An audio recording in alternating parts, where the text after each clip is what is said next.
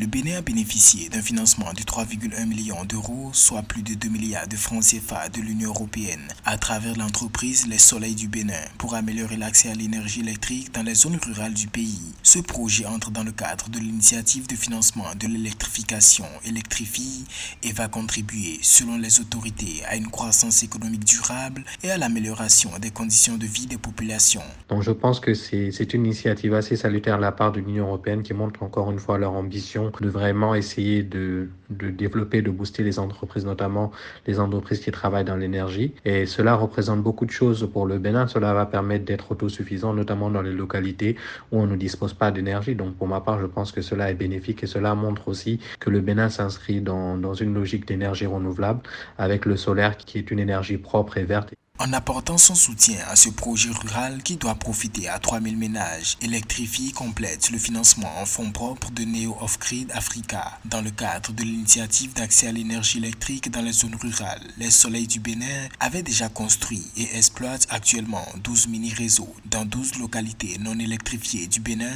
afin de concrétiser la vision d'un avenir durable qui passe par le bien-être des communautés. À mon avis, le premier critère pour lequel l'Union européenne décide d'investir dans une zone, c'est surtout le besoin. Est-ce qu'il y a un besoin énergétique? Est-ce que les populations disposent d'énergie?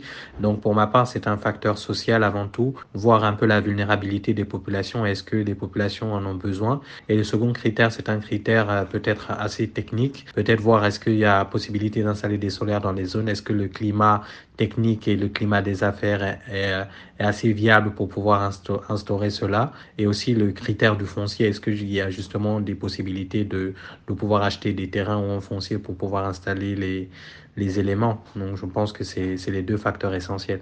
Outre cette initiative, le Bénin dispose d'un projet d'électrification rurale PERU portant sur l'extension et la densification des réseaux électriques de distribution en milieu rural. S'inscrivant dans le programme d'action du gouvernement 2016-2021, il a concerné au total 309 localités pour une population bénéficiaire estimée à 1 million d'habitants.